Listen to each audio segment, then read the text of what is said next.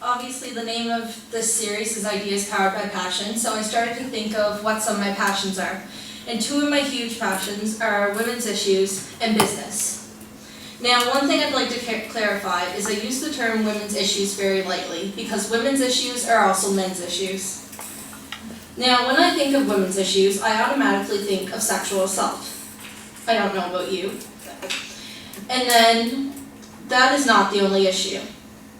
Now, because of my business background and my business perspective on things, I often find myself thinking of what roles women have in the workforce. Now, you might wonder what these two things have in common, sexual assault and women in the workforce. Well, I feel that they both have to do a lot with self-esteem. Now, I am not someone who will ever blame the victim. I feel society does this way too often. It is what the woman was wearing, or she led him on. We have to stop blaming the women and put responsibility on the people who have committed the act. I find men will attack women who are vulnerable, and often vulnerability means low self-esteem. And I think the higher the self-esteem of women in today's society, the less abuse there will be. And what we need to do is, as women, we need to empower other women. And also, men need to empower women as well. Self-esteem is not the only problem, but it can definitely lead to less abuse. Now, I find women in the workforce, the thing about women in the workforce is there's a higher percentage of men in high-up corporations than there is than women. I think this has to do with self-esteem. Women find it hard sometimes to demand a promotion or share their ideas. They don't always feel like they have that right to say, this is what I'm thinking, listen. I often find women, and people in general, find themselves saying, I dream to have that position, where rather they should say, I am going to have that position. A famous quote by an unknown author is, an idea without a timeline is just a dream. Now, these two problems that I've just talked about are both related to self-esteem.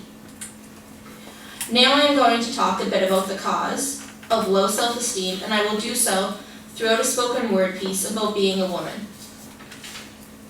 I am a woman. I am emotional. I am intense. I am passionate. I do not simply state my opinion. My breathing quickens, I tense, and preach this idea that you have to listen to. See, you wouldn't tell Malcolm X to let it go, to calm down. It's not that big of an issue. I'm a woman, and I believe everything I have to say is important. I'm emotional. I get upset way too quickly. I react impulsively. I do not see things black and white. Everything is complex. I will stare at the simplest thing, pondering, why is the leaf the way it is? I'm intuitive. I know things about you that you don't know about yourself. We need to embrace these attributes. We need to relearn to love them. We are constantly told, don't be so intense. Next time you're told you're too emotional, say, why thank you, yes I am. I strongly feel that as women, we need to embrace who we are as women, and we need to empower each other and support each other. Too often we let people tell us we are too emotional, intense, or passionate, but really we have to embrace these attributes. Instead, we try to confine ourselves how society wants us to, and this affects our self-esteem negatively. See, being passionate, intense, and emotional is how women express themselves, and just who they are. By embracing this, I find we will see more successful and confident women. We can only change this by realizing this ourselves, being confident, and empowering other women. Thank you.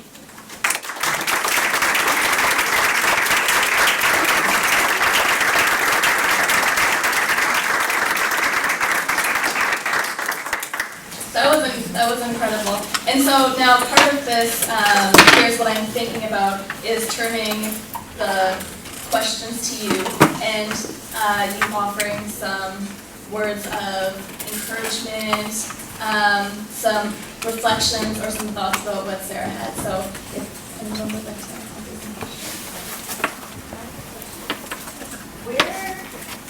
How did you get into spoken word poetry? I am a very strong Christian. I was raised as Protestant, and I found myself, I'm not someone who enjoys looking at videos on YouTube. I find myself looking at spoken word, and I found David Bowden. Does anyone heard of him? If you haven't heard of him, go and look him up. He's absolutely amazing, and he completely inspired me. I just stumbled upon him, and then I started writing myself. Anything else? You're going into business. Do you see yourself? What you say is envision yourself. Do you see yourself at a corporation? Do you see yourself going in that direction?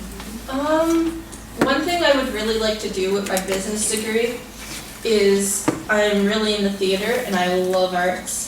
And I would like to do public relations and do that with arts and theater, and I'd like to somehow mix women's issues in that. I have so many passions and I want to be able to mix them all up and do it all, but I don't know how to. Yeah. What else? Hi, I was just wondering, what's the reception amongst your peers of spoken word? I'm really interested in that art form.